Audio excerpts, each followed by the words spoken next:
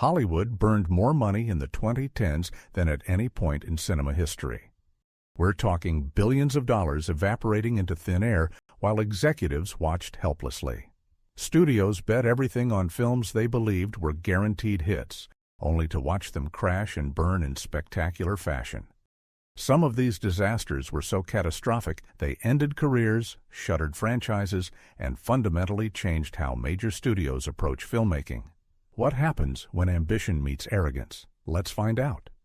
The BFG, 2016.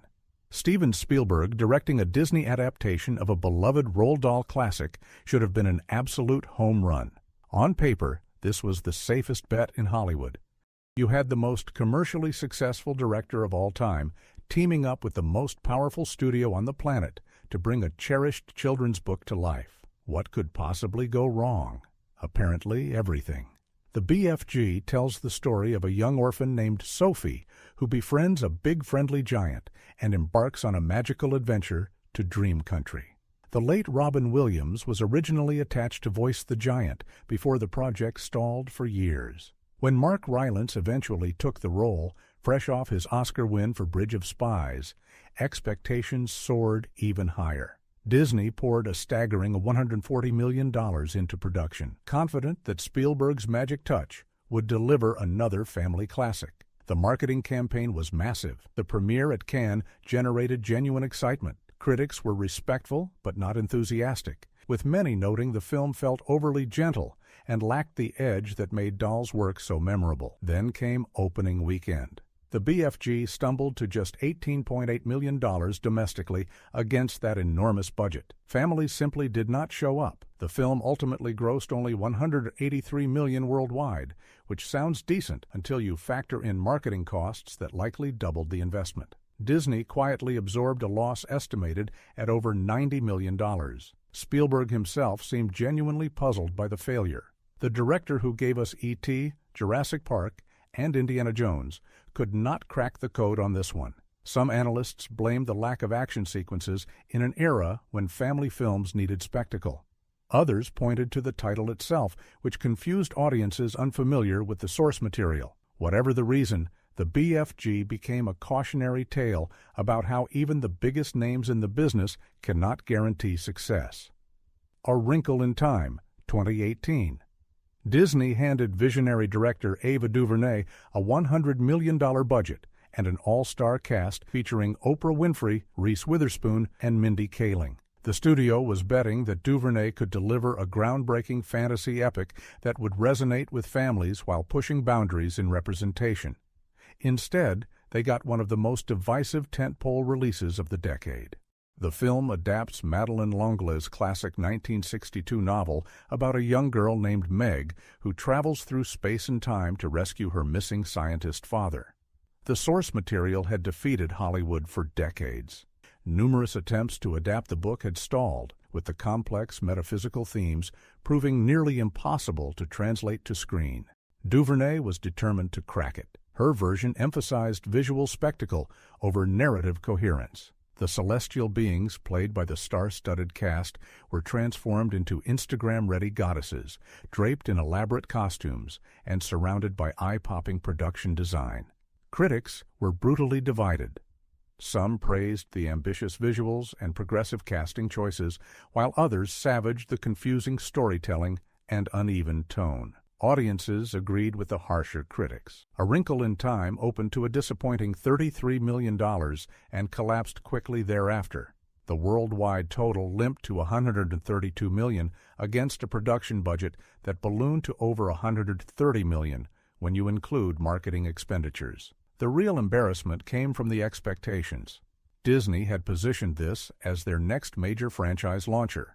Merchandise deals were signed. Sequel discussions had already begun. Instead, the studio was left explaining to shareholders how a film with Oprah Winfrey lost them approximately $130 million. DuVernay remained a respected filmmaker, but Disney never mentioned the planned sequels again. Monster Trucks, 2017. Here is a film so destined for failure that Paramount Pictures actually wrote off the projected losses before it even hit theaters. Yes, you read that correctly. The studio looked at their own movie and publicly declared it would lose $115 million months before anyone bought a ticket. That kind of preemptive surrender is almost unprecedented in Hollywood history. The concept sounds like a fever dream concocted by a committee of executives who had never met an actual child. A teenager befriends a subterranean creature that happens to love living inside the engine compartment of his pickup truck. The creature essentially becomes a living engine, allowing for various vehicular hijinks. If that premise makes you scratch your head, congratulations, you share the opinion of literally every moviegoer who ignored this film. Production began way back in 2013, with Paramount reportedly developing the concept based on then-studio head Adam Goodman's 4-year-old son's suggestion. The budget climbed to $125 million as the release date kept shifting. By the time Monster Trucks finally crawled into theaters in January 2017, the film had become an industry punchline. Opening weekend delivered a pathetic $10.5 million. The worldwide total barely crossed $64 million. Paramount had already taken a $115 million write-down on their balance sheet, making this one of the rare cases where a studio admitted defeat while still promoting the film. Critics were equally unimpressed, with most noting the bizarre tonal shifts and the strange decision to cast older actors like Lucas Till as teenagers. The film became a textbook example of development hell producing something nobody wanted. Monster Trucks proved that not every idea deserves $125 million, especially one pitched by a preschooler. Gods of Egypt, 2016. Before a single frame of this film reached audiences, Gods of Egypt was already drowning in controversy. The casting choices ignited a firestorm that forced both director Alex Proyas and Studio Lionsgate to issue public apologies weeks before release. Setting a fantasy epic in ancient Egypt and filling every major role with white actors was a staggeringly tone-deaf decision in 2016. Gerard Butler plays Set, the god of darkness attempting to seize control of the Egyptian realm. The hero opposing him is played by Nikolai Coster-Waldau. Jeffrey Rush shows up as the sun god Ra, literally standing on a cosmic space platform fighting a giant worm. The visuals are undeniably ambitious, with elaborate CGI transformations and battle sequences that clearly consumed significant portions of the $140 million budget. Critics were absolutely vicious. Review aggregators showed scores hovering around 15% positive. Words like laughable, absurd, and unwatchable appeared repeatedly. The whitewashing controversy overshadowed any discussion of the actual filmmaking, though most agreed the film was a mess regardless of the casting. Director Proyas responded to critics with an infamous Facebook rant where he attacked reviewers as diseased vultures. That outburst became almost as memorable as the film itself. Lionsgate watched helplessly as their would-be franchise starter imploded. Opening weekend delivered only $14 million domestically against that massive budget. The worldwide total reached to $150 million, which sounds reasonable until you realize the marketing expenditure pushed total costs well over $200 million. Lionsgate lost approximately $90 million on this debacle. Gods of Egypt became synonymous with Hollywood's diversity problems and served as a warning that audiences would no longer tolerate lazy casting that ignored cultural authenticity. The Mummy, 2017. Universal Pictures spent decades trying to launch a cinematic universe to rival Marvel. Their plan centered on classic monster properties like Dracula, Frankenstein, and the Wolfman. The Dark Universe, as they ambitiously branded it, was supposed to generate billions in revenue across interconnected films. Then The Mummy happened, and the entire empire collapsed before it ever truly began. Tom Cruise headlined this reimagining as a soldier who accidentally awakens an ancient Egyptian princess, played by Sophia Boutella.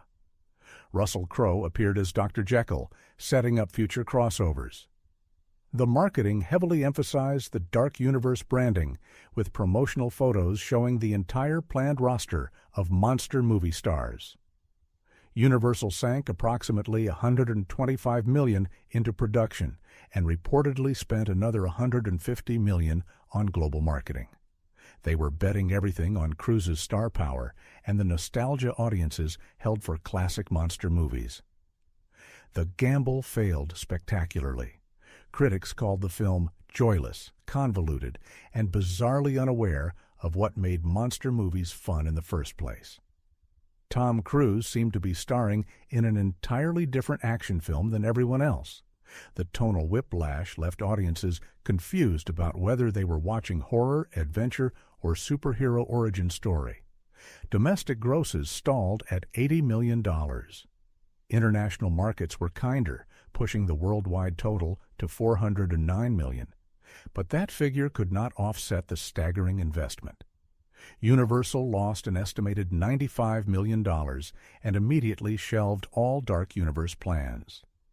The embarrassment lingered for years. Universal had publicly announced their monster lineup with enormous confidence. Magazine covers featured the supposed franchise stars. When The Mummy bombed, those promotional materials became monuments to Hollywood hubris. The Dark Universe died after exactly one film. Dark Phoenix, 2019. The X-Men franchise deserved a better ending. After nearly 2 decades and some genuine high points, Fox's mutant superhero saga limped to a conclusion so underwhelming that even the studio seemed embarrassed. Dark Phoenix represented the worst possible way to close out a beloved series. The film attempts to adapt one of Marvel Comics' most celebrated storylines for the second time, following the widely mocked X-Men: The Last Stand. Sophie Turner plays Jean Grey, whose cosmic encounter with an ancient force transforms her into an unstoppable threat. The premise should have delivered epic emotional stakes and massive spectacle. Instead, director Simon Kinberg, making his directorial debut after writing several previous X-Men entries, delivered something strangely lifeless. The action sequences felt generic. The emotional beats landed with thuds rather than impact. Jessica Chastain appeared as a villain so forgettable that audiences struggled to explain her motivations even immediately after watching. The production budget reportedly exceeded $200 million. Fox conducted extensive reshoots after negative test screenings, pushing costs even higher. The Disney acquisition loomed over everything, creating an atmosphere of corporate uncertainty that seemed to infect the final product. Opening weekend grossed just $32 million domestically, the lowest debut in franchise history. The worldwide total crawled to $252 million, a catastrophic result against that budget. Estimates suggest Fox lost over $100 million on what should have been an emotional farewell to characters audiences had followed since 2000. Dark Phoenix killed any remaining goodwill toward Fox's X-Men universe. Fans openly celebrated when Disney announced plans to reboot the characters within the Marvel Cinematic Universe.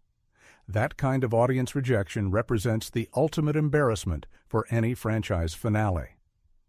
Pan, 2015.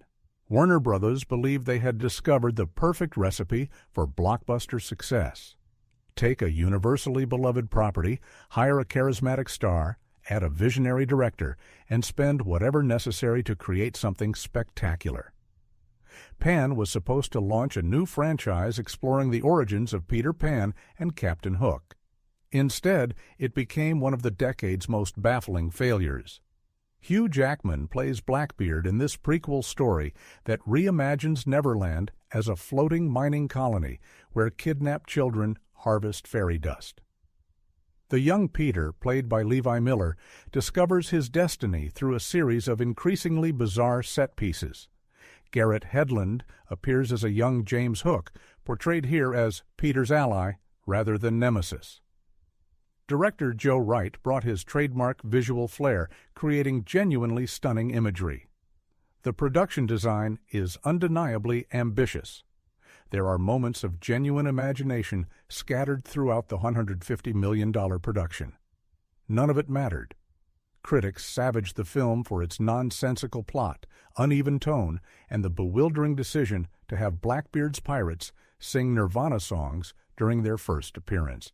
That creative choice became immediately infamous. Audiences in 2015 were not prepared to watch pirates belt out Smells Like Teen Spirit in a children's fantasy film.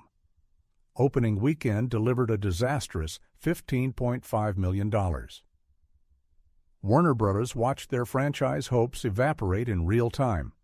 The worldwide total reached only $128 million, meaning the studio lost approximately $150 million when marketing costs were included. Pan became a punchline about Hollywood's inability to recognize when creative choices have gone wildly off track. The Nirvana sequence alone generated more mockery than the entire marketing campaign generated interest. Sometimes ambition without restraint produces disasters, this spectacular. King Arthur, Legend of the Sword, 2017. Guy Ritchie convinced Warner Bros. That his gritty, street-smart filmmaking style was perfect for Arthurian legend. The studio agreed enthusiastically, greenlighting a planned 6-film franchise before the first movie even wrapped production. That confidence proved catastrophically misplaced. Charlie Hunnam stars as Arthur, reimagined here as a Cockney street hustler who discovers his royal heritage through a series of stylized flashbacks and hyperactive editing. The legendary sword Excalibur grants him magical combat abilities displayed through slow-motion sequences that feel lifted directly from video game cutscenes. Ritchie brought his signature visual approach, but something crucial got lost in translation. The rapid-fire dialogue and quick-cut editing that worked brilliantly in Snatch and Lock, Stock and Two. Smoking Barrels felt exhausting when stretched across a 2-hour fantasy epic. Critics complained the style overwhelmed any emotional connection to the characters. The budget ballooned to $175 million during a troubled production. Warner Bros. Had already announced their franchise plans, practically daring audiences to validate that investment. Audiences declined the invitation. Opening weekend shocked industry observers with just $15.4 million domestically. International markets showed slightly more interest, but the worldwide total stalled at $148 million. Warner Bros. Acknowledged losses exceeding $150 million, making this one of the most expensive failures of the entire decade. The planned franchise evaporated overnight. 5 sequels vanished into development oblivion. Hunnam's leading man prospects took a significant hit. Ritchie retreated to smaller projects before eventually finding redemption with Aladdin. King Arthur proved that not every property benefits from modernization. Sometimes audiences want their legendary heroes to feel legendary, not like they just stepped out of a London pub looking for trouble. The Lone Ranger, 2013. Disney looked at Pirates of the Caribbean and saw a formula for unlimited success. Take a seemingly outdated property, add Johnny Depp in eccentric makeup, hire Gore Verbinski to direct, and watch the money pour in. They applied that exact formula to The Lone Ranger and somehow created one of the biggest disasters in studio history. Armie Hammer plays the titular masked hero, though the film clearly positions Depp's Tonto as the real star. The production history became legendary even before release. Budget overruns pushed costs to approximately $215 million. Scheduling conflicts extended the shoot. Creative disagreements led to temporary shutdowns. Disney executives publicly expressed concerns about the escalating expenses. The finished film runs an exhausting 149 minutes, cramming Western action, supernatural horror, romantic subplots, and comedic sequences into a package that left audiences bewildered rather than entertained. Critics were savage, calling the film bloated, confused, and shockingly boring, given the talent involved. Opening weekend delivered a crushing disappointment with $48 million domestically, well below projections. The international rollout fared slightly better, but the worldwide total of $260 million could not come close to offsetting the massive investment. Disney acknowledged losses approaching $190 million. The failure forced genuine soul-searching at Disney. The studio had gambled enormous sums on the star power formula, working twice. When it failed, executives were forced to reconsider their entire approach to blockbuster filmmaking. Johnny Depp's bankability, once considered ironclad, suddenly seemed questionable. The Lone Ranger became shorthand for corporate arrogance. Disney assumed they could manufacture success by repeating previous formulas without understanding why those formulas worked. Audiences proved them spectacularly wrong. John Carter, 2012. No film better represents the catastrophic potential of Hollywood hubris than John Carter. This disaster was so complete, so thoroughly devastating, that it fundamentally changed how studios approach major releases. The failure forced a Disney executive to resign, killed a beloved director's career momentum, and established new records for financial losses that stood for years afterward. The story adapts Edgar Rice Burroughs' classic science fiction novels about a Civil War veteran transported to Mars. Taylor Kitsch plays the title character, discovering a world of warring alien civilizations and fantastic creatures. The source material inspired generations of filmmakers, with creators like James Cameron and George Lucas openly acknowledging its influence on their work. Director Andrew Stanton, the animation genius behind Finding Nemo and Wall-E, convinced Disney to give him his live-action debut with a budget that eventually exceeded $250 million. Marketing costs pushed the total investment over $350 million. Disney executives believed they were launching their next great franchise. The problems began with the title. Dropping "of Mars" from the original John Carter of Mars left audiences confused about what the film actually was. Marketing materials failed to communicate the scope and wonder of Burroughs' vision. The trailers looked generic despite the genuinely impressive production. Critics were mixed, but not disastrous, with many praising the ambition even while noting the narrative flaws. None of that mattered against the tsunami of audience indifference. Opening weekend delivered just $30 million domestically. The worldwide total limped to $284 million against that astronomical budget. Disney reported losses of $200 million, possibly the largest write-down for a single film in history at that point. Studio chairman Rich Ross resigned shortly afterward. Planned sequels evaporated.